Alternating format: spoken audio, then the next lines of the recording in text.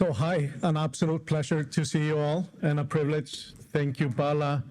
Being here for the 10th time is amazing. And I know those that are in the environment, you know what kind of catalyst this has been for the startup scene in Iceland. Those from abroad, you just need to believe it. Well, greetings. My name is Stefan Baxter. I'm a local, and for the past 35 years, I've been stuck in founder mode right here.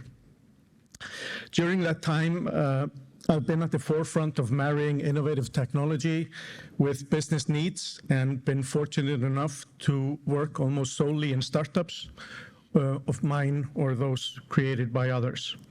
I'm following a trend here. Those of you doing pattern analysis, you see what I'm following.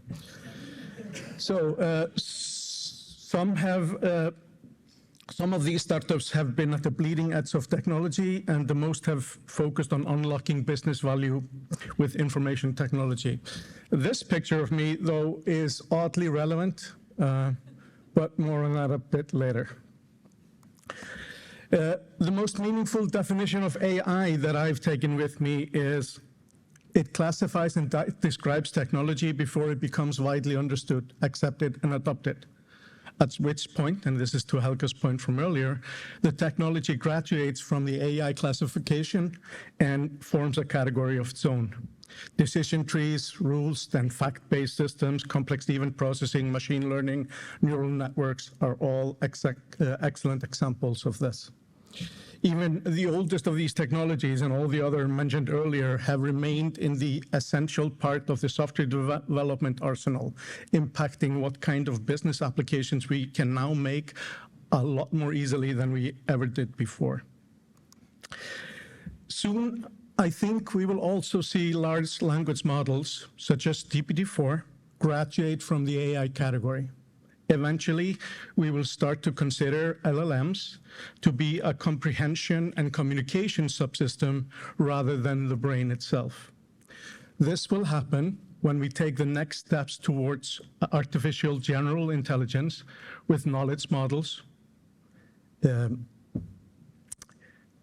reasoning capabilities surpassing probabilistic text generation. Don't get me wrong. This big step unlocked applications of AI in business operations on a scale and variety we have not seen before. Obviously, it has vast applications in other fields as well. These are exciting times in software development and value creation business, where pessimists see their job security diminish daily, yet simultaneously the optimists and the opportunists flock to create an AI startup around something novel or predominantly something old that they can now throw the AI sticker on.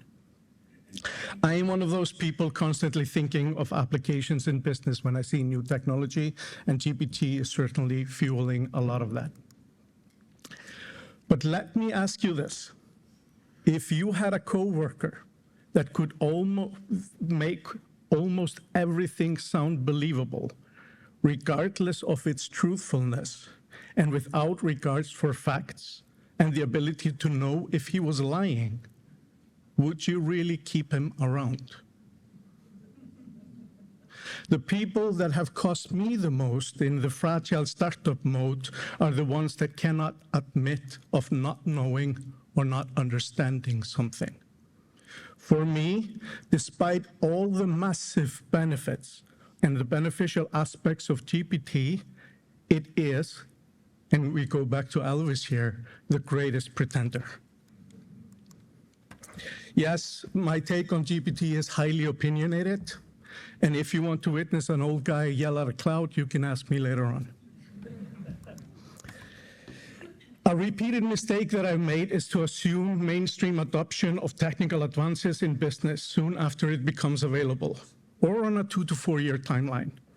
I think now that a 4 to 10 year timeline is closer to the truth, but recent events lead me to believe that some pace will be picked up now in the wake of OpenAI, LLM, and the almost appropriate frenzy that it's stirring up.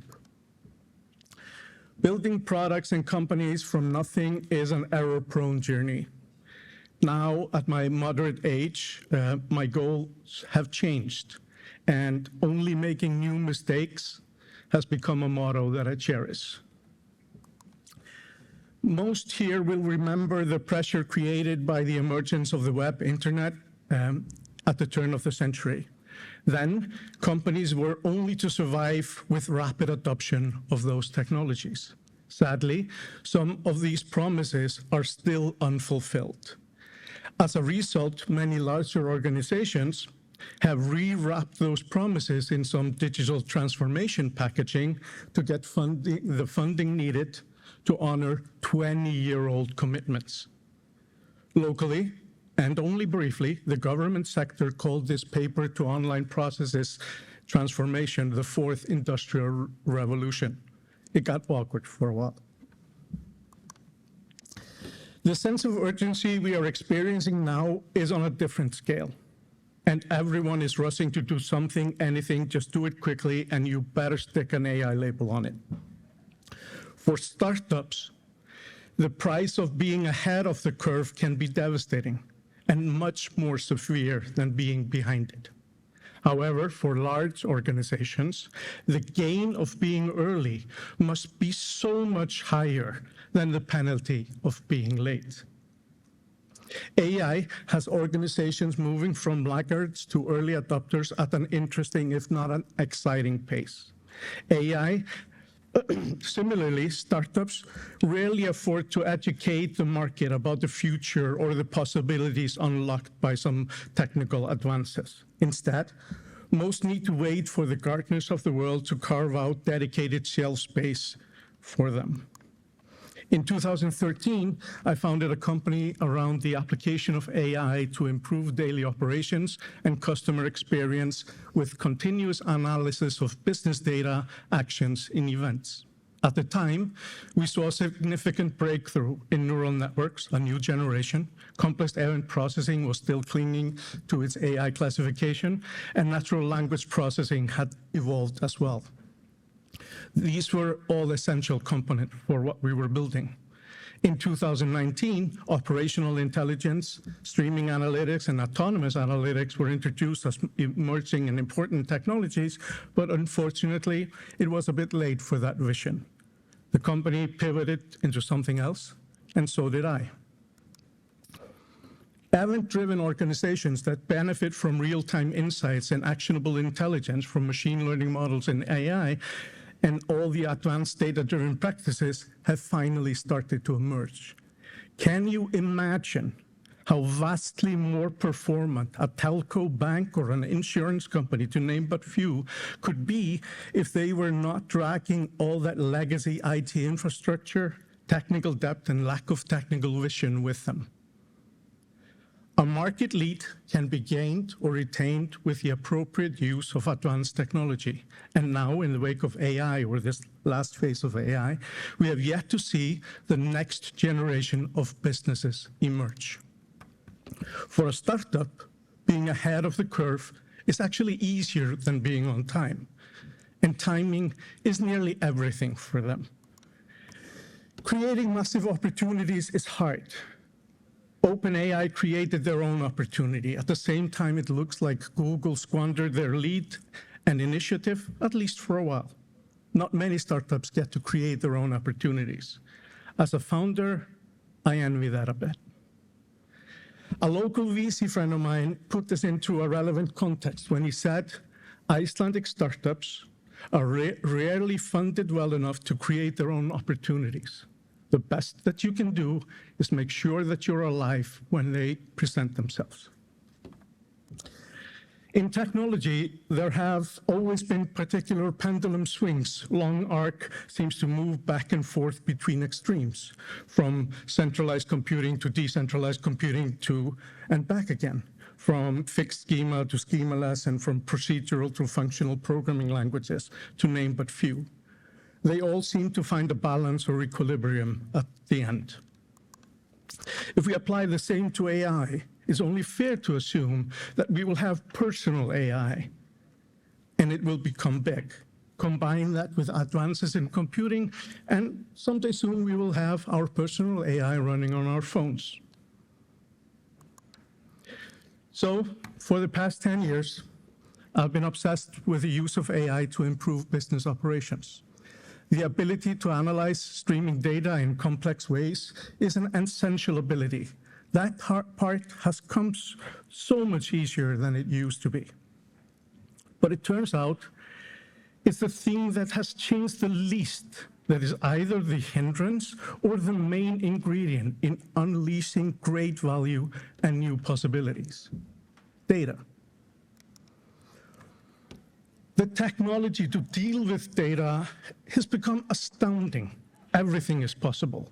The data itself, not so much.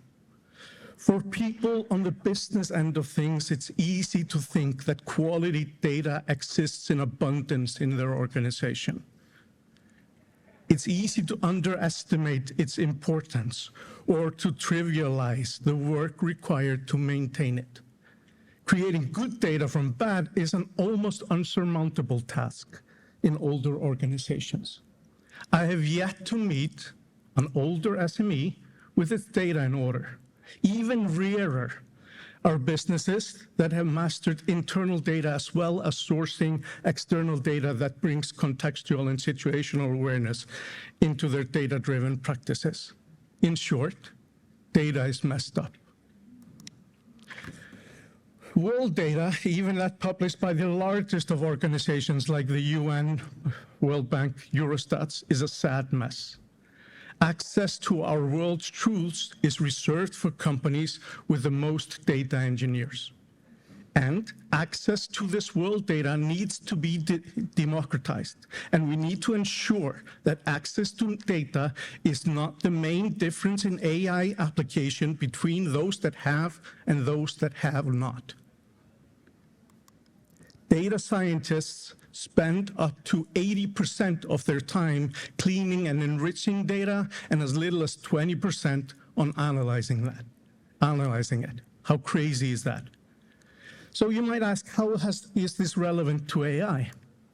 Well, it's the data that transfers biases from people to models. Quality data can catapult prediction models, while stale data or incorrect data skews everything that touches it.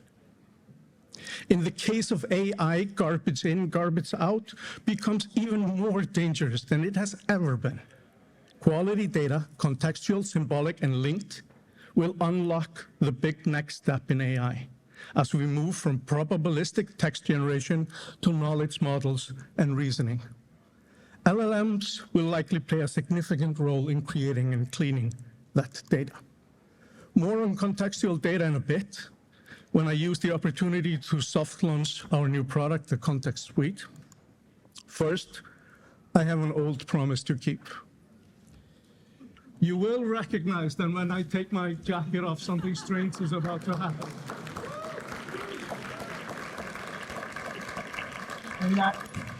And that stepping away from the microphone also is a bad sign. Now, Bala, 11 years ago, I think I made you a promise. I'm going to honor that promise now. After time, we both realized that it was a bad joke, right? In stand-up comedy, they say tragedy plus time equals comedy. I'm afraid that we have the opposite here. Bad comedy plus time equals tragedy. So, the promise, for those that don't know, I'm 15 at the time.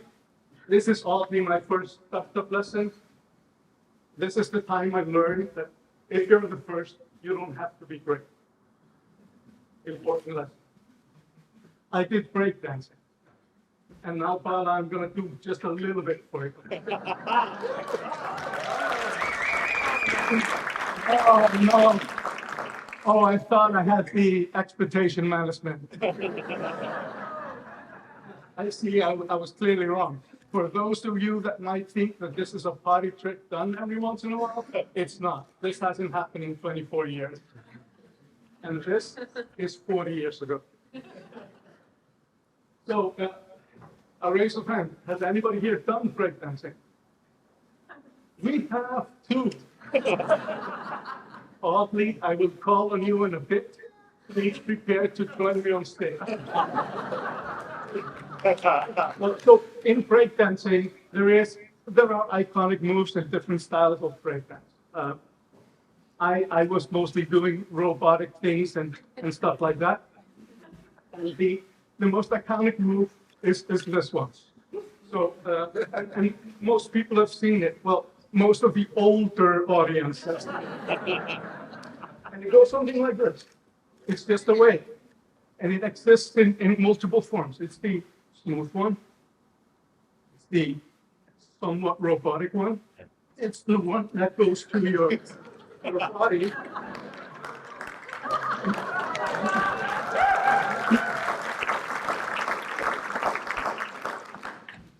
So you do realize that these are all the things that I can do without being in a physical danger, right? So yeah, so I felt this was the right opportunity to do something like this, just to make sure that you wouldn't want to leave for coffee right away. Now, if you two gentlemen can rush to the stage and do one thing with me like this.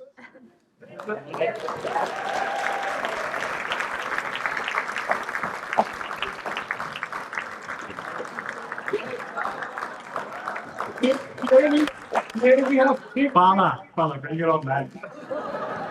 So here we have the fellow founder, joint venture. So Bala, Pop, and Tryggvi. So you do like this, right? And it goes, and this is a body trick, right? So it goes like this.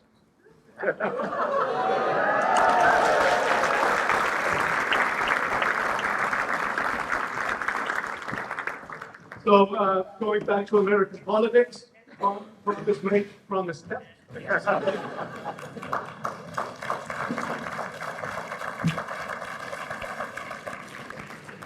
And now, in a record time, I'm going to give you a pitch for our new product. We are soft launching today, and here goes nothing. And I need water. So I'm going to introduce you to our game-changing business solution, the Context Suite. Have you ever been at a local supermarket on a sunny game day to find that they're all out of burgers again? Or with your family at an understaffed, understocked restaurant that failed to prepare for the influx of people caused by something like a kid's sports tournament? Every time something like this happens, you should know that it could have been avoided with demand intelligence. Thank you very much. Demand intelligence and some contextual data. In this context, think of contextual data like this. Yeah, here we are. When Championship League game is on TV, Domino's sells more pizzas. As interest rates increase, people choose store-name brands over branded foods. When a big cruise line ship arrives in a small fjord, everything changes for that day. On this note, what am I talking about? I will give you an even better example.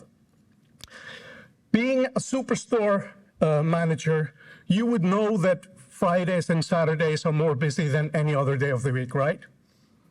You would possibly know that when a big cruise line came into your fjord, that sales would increase 15 to 20%. But the real insightful ones would know that if there were Japanese on board, you would sell out on Lisi. That's cod liver oil for the rest of you. So it's those hyper-local things that affect consumer behavior that we are collecting so it can be used in machine learning models and all forms of AI. Because weather, concerts, playoffs, Eurovision, holidays, cultural events are all on a list of things that predictably affect demand. Predictably affect demand. I'm actually not going to keep this pitch longer. I have a small booth out here where you can come and ask me questions. We are now on time, which is kind of late. So not to stand in the way of you and your coffee, I'm just going to say the Context Suite is the single place where your local business data meets all the contextual information that you need for the contextual and situational awareness that you're currently missing to understand what is going on. Thank you very much.